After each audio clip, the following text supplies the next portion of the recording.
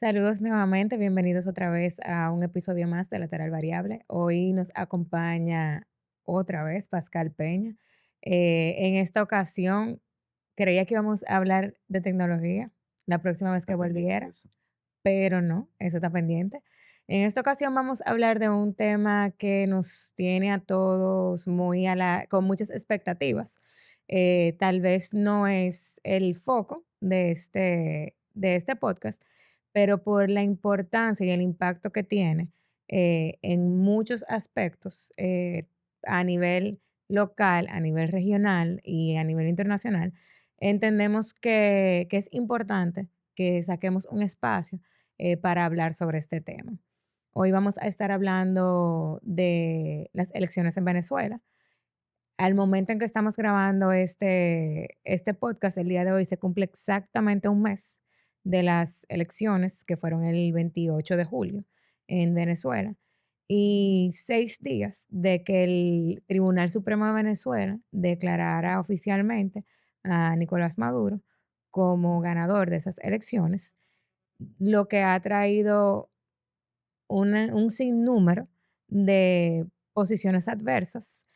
Pues hemos visto que en estas elecciones la oposición ha realizado un trabajo arduo. Tenemos también la comunidad de venezolanos en el exterior que también vienen por meses trabajando arduamente en ir a las urnas, en ir a participar, a hacer un cambio, porque el país está deseoso de, de un cambio. Está deseoso de ver una figura distinta y posiblemente, o sea, bueno, primero de volver a su país, mucha gente que está deseosa de volver a su país y mucha gente también que está deseosa de volver a ver a Venezuela en esa gloria económica que tuvo por décadas, en ese rol dominante, importante a nivel regional, tanto en materia en materia pública, o sea, a nivel gobierno, pero sobre todo también a nivel privado. O sea, Venezuela fue por muchos años el centro de operaciones LATAM para muchas multinacionales.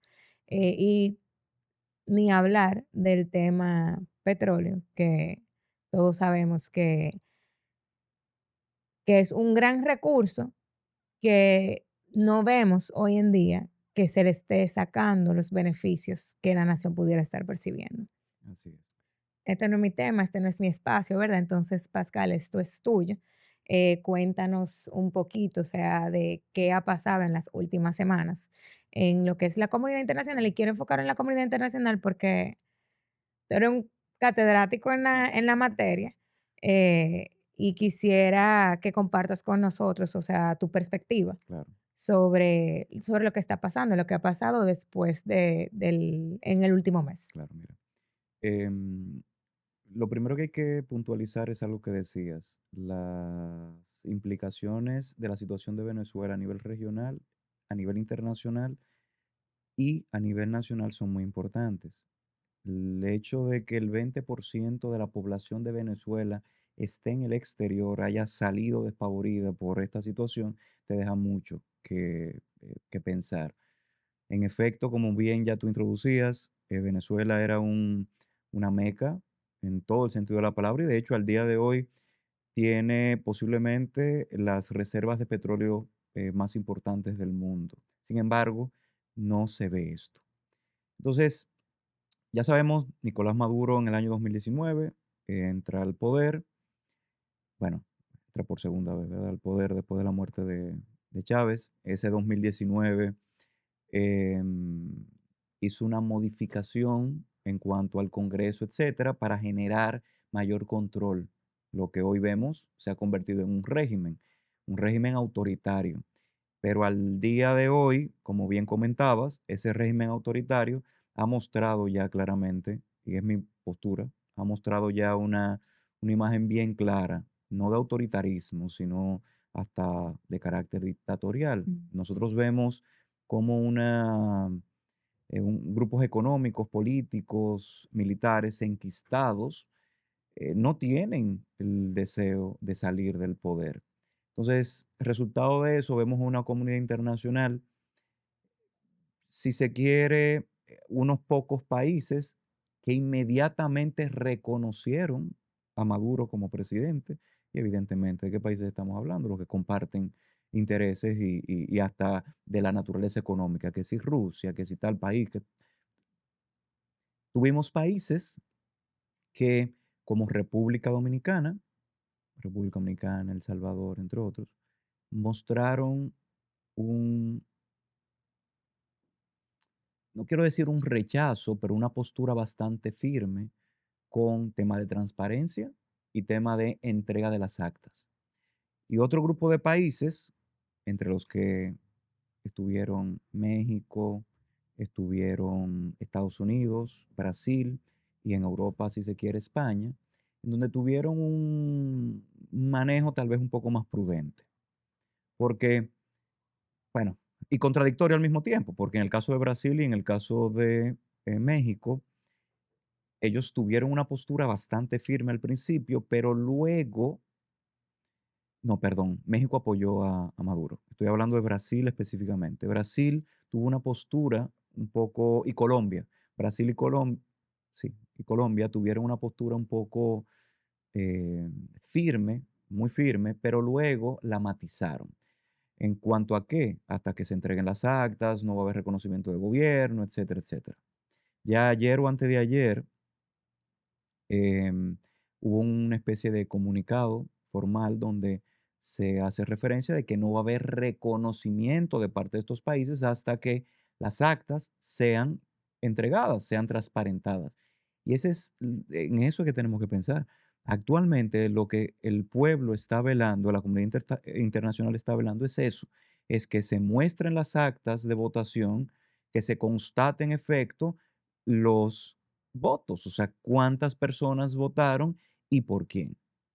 Al día de hoy eso no se tiene. Y al día de hoy entonces Maduro lo que ha tomado son medidas que dejan mucho que pensar. Parece que nosotros estamos viviendo, para hacer el símil, en la época de Trujillo. Aquellos opositores son perseguidos políticamente, son apresados sin ningún tipo de acusación previa, se lo llevan de la casa y todos coinciden en que eran o son opositores políticos. La situación es muy delicada. Es notorio que se está imponiendo una represalia, por así decirlo, que realmente es algo preocupante. Es preocupante para nosotros, para el mundo entero, por un tema de protección a los derechos humanos, pero o sea que con el tema de Colombia y Brasil, que a veces esa posición inicial para algunos fue difícil de entenderla, pero yo creo que hay que tener también un poco de empatía con la posición que esos países que tienen esa cercanía territorial y temas fronterizos con Venezuela. Sí, y es justamente tal vez por eso que lo mencionas, pero también, mira, fue eh, parte de la contradicción que vemos en la comunidad Ujú. internacional es que cuando se convoca el Consejo Permanente de la OEA, en donde están todos los países de la región eh, del continente americano, donde se estaba solicitando que se emitiera una resolución requiriendo las actas. Estos países que ya te mencioné, Colombia y Brasil, que se habían, que se habían días antes, un día o 2 días antes, que habían presentado su postura de que debían entregar las actas, en ese momento se abstuvieron de votar. Y por eso es que el Consejo Permanente no emitió las actas, Ujú. porque los votos no dieron. República Dominicana sí ha mantenido la postura firme y lo vimos incluso en el discurso Sí. del presidente de la República ahora en la Asamblea. El tema está en eso, en que sí hay intereses, pero como bien dices, esto es una situación que ya ha desbordado. No es solamente de derechos humanos, es una situación que económicamente tiene implicaciones para la región. ¿Cuál es el alcance de lo que, o sea, el alcance real? ¿Qué puede hacer la comunidad internacional? ¿Hasta dónde puede llegar el impacto de las decisiones que toman las autoridades de los organismos internacionales? Mm, Creo que es importante que tomemos este tema porque aunque tenemos audiencia de profesionales del derecho, tenemos otra audiencia también que no son abogados. Y creo que existe tal vez un poco de desconocimiento con relación a qué se puede hacer. Y un deseo muy fuerte también de las personas de que se tomen medidas drásticas, eh, que tal vez no todo lo que se pueda hacer cumpla con lo que la gente está esperando. Entonces, háblanos un poco de esa parte, como experto en el área, o sea, ¿hasta dónde llega el alcance de estos organismos internacionales ante una situación como esta? Mira, buenísima tu pregunta. Buenísima tu pregunta porque tal vez muchas de las opiniones que nosotros damos se limitarían precisamente si conocieran este contenido.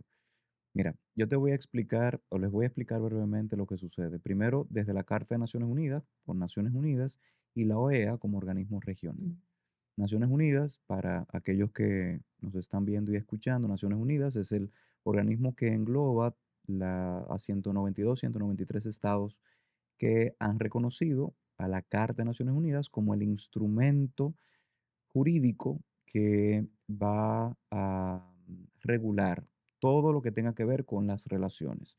Esta carta nace a partir de la Segunda Guerra Mundial. ¿Por qué te menciono eso? Porque uno de los principios básicos de la Carta de Naciones Unidas es no inmiscuirse en los asuntos internos de los estados. Y esto implica que si bien hay medidas que son posibles tomar bajo ciertas excepciones que la propia Carta establece, el uso de la fuerza, pero la legítima defensa, el uso de la fuerza está permitido solo en caso de legítima defensa, que primero hay que utilizar eh, métodos alternativos de conflictos, entre otros. Pero al mismo tiempo, esta limitante de no inmiscuirse en asuntos internos implica en el no reconocimiento de gobiernos. Y hay la diferencia de que un Estado y gobierno son cuestiones diferentes. ujú. Básicamente, la comunidad internacional no puede ni no puede reconocer gobiernos y hay un procedimiento distinto para el reconocimiento de Estados que aquí esto no tiene que ver. La OEA, que nace, por supuesto, después de la Carta de la OEA nace después de la Carta de Naciones Unidas y hay una estructura, acoge este mismo principio. Y esa es la razón por la que vemos que aún cualquier decisión que se tome en el Consejo Permanente es solo una especie de empuje, eh, lo que denominamos soft law, una especie de, de Realmente complejo. constreñimiento moral o de presión social, más nada que eso. Entonces ahí vemos que la OEA tampoco, a diferencia de lo que sí puede suceder con Naciones Unidas, tampoco tiene la capacidad de enviar eh, fuerzas militares. No puede actuar coercitivamente contra una postura. Entonces, ¿qué pasa? Se deja a la población del país correspondiente a tomar las medidas del lugar. Que en este caso, lo que podría hacer es una revuelta civil. eh, Esto podría convertirse en un conflicto armado regulado por el derecho internacional, pero después de ahí más nada. Pero ahí sí se abre un espacio. Ahí sí, si eso sucede. Pero ¿qué Ujú. está pasando al día de hoy? No sé si nos estamos dando cuenta, pero primero Maduro cambió casi más de la mitad de su gabinete. Ha tomado a este señor, Diosdado Cabello, ahora como em, ministro de Justicia y vicepresidente de Seguridad y ese tipo de cosas, y es el que ha tenido un discurso más fuerte, más tajante, menos tolerante, y es el que ha estado persiguiendo a los opositores. Entonces, lo que estoy viendo es que la población, quien tuvo una reacción de rechazo inmediata, se está apaciguando. Y esto va a hacer que nosotros, hoy lo estamos hablando a un mes, justamente a Ujú. un mes, pero tal vez el próximo mes, lamentablemente el tema de Venezuela, salvo que suceda alguna otra cuestión, el tema de Venezuela va a quedar nuevamente no sé, en la pasividad. Y vamos entonces a vivir otro periodo de este grupo de personas que han establecido un régimen que no es popular. claro. Y comentabas algo sobre ese símil que hay con lo que pasó hace décadas en la República Dominicana. Y es muy interesante que analicemos esa parte, eh, y que también, no solamente que lo analicemos en el contexto actual, pero también que nos eduquemos para evitar situaciones futuras, porque la realidad es que la historia es cíclica, la historia se repite. Absolutamente. Y si nos ponemos a analizar lo que pasó en la región, porque en el momento en que nosotros tuvimos un proceso de dictadura, era algo común en la región. Así es. Este tipo de esquemas que se van creando poco a poco, donde hay un poder, una persona con un poder engrandecido a raíz de quienes elige y a quién coloca en el Congreso o Parlamento, a quienes coloca en las autoridades electorales, a quienes, o sea, quién está liderando los diferentes poderes del Estado, incluyendo también lo que es el sistema judicial, tiende a desviar lo que es la noción que nosotros tenemos hoy en día de lo que es una democracia saludable. Y para el que está en su país viviéndolo, se puede hacer tal vez un poco gris. Y a veces el que está afuera, que es mi, o sea, mi opinión personal, es lo que percibo, o sea, el que está fuera del país tiende a tener una actitud más, más proactiva, más de qué quiero hacer, de qué quiero lograr, pero al final hay un nivel de controles que por más de que se trate de hacer un cambio fuerte, eh, con decisiones y movimientos políticos, ya hay un engranaje tan fuerte a nivel gobierno Demasiados intereses. que es casi inquebrantable, que tienen que pasar lamentablemente catástrofes Así es. para que generen los cambios. Eh, Y eso es justamente lo que ese grupo ha estado tratando de mantener, porque en el momento en que haya un cambio, pero solo pensar que los sobrinos, relacionados, familiares, están buscados en Estados Estados Unidos. Unidos, pero que además la Corte Penal Internacional ha emitido una orden, se ha solicitado una orden para que la Corte Penal Internacional persiga penalmente a Maduro. Entonces, evidentemente, de ahí va a salir muchísimas cosas. Yo no creo que esto vaya a ser permanente. No sé si ahora lamentablemente en este periodo gubernamental, para denominarle de esa manera, para no decirle periodo dictatorial, Ujú. que corresponde y que quiere ser validado constitucionalmente, se va a mantener este grupo de personas. Pero en caso de que esto concluya, va a haber una debacle y van a haber modificaciones. Las modificaciones, tú lo decías hace un momento, las modificaciones institucionales más importantes que han tenido los países han sido resultado precisamente de la salida de eh, regímenes como este. Sí. Eh, qué entiendes a nivel personal, o sea, qué ha sido el éxito? Porque definitivamente, independientemente de los resultados, la labor que ha hecho la oposición en esta ocasión, entiendo que ha sido exitosa por el impacto que ha generado a nivel internacional. ¿Qué entiendes que ha sido la clave o qué han hecho diferente en esta ocasión la oposición para llegar a alcanzar todo lo que se ha logrado hoy en día?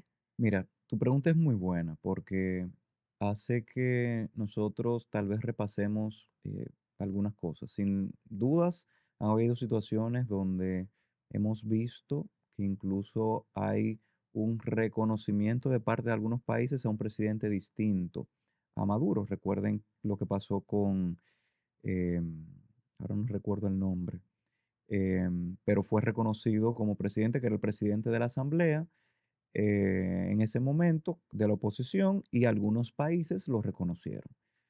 Pero además ha habido yo creo que una unión absoluta de parte de los venezolanos a nivel del exterior y una comunidad internacional que ha empatizado con esa situación. Y fíjate que es interesante porque hablar de empatizar sobre la situación nos lleva a nosotros a entender que en América Latina no hay algo parecido a lo que está sucediendo en Venezuela. distinto a que estemos hablando de otros países, en donde de países de Oriente, donde hay eh, ciertas limitantes y que tal vez lo normal sea esto. En la actualidad no es así. Entonces, también hay un empuje sumamente importante de parte de Estados Unidos, porque evidentemente, como Venezuela tiene como aliado esencial a Rusia y es parte de lo que geoestratégicamente y geopolíticamente Rusia necesita y requiere para tener el apoyo de Venezuela.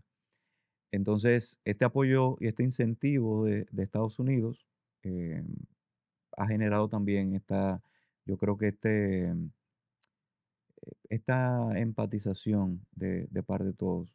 Y sobre todo que en los últimos años hemos estado viendo un desplazamiento forzado de parte de nuestros hermanos venezolanos y a un nivel, como te decía, que el 20% de la población se ha trasladado. O sea, este no es un país pobre, tiene recursos naturales, tiene educación, tiene una cultura riquísima y por eso es que nosotros seguiremos viendo y apoyando, me parece, como país a- y además con el vínculo histórico que nosotros tenemos. Recuerden que Claro. Juan Pablo Duarte, lo que sucedió con Trujillo y Rómulo Betancourt. O sea, nosotros tenemos un vínculo también histórico desde la República Dominicana.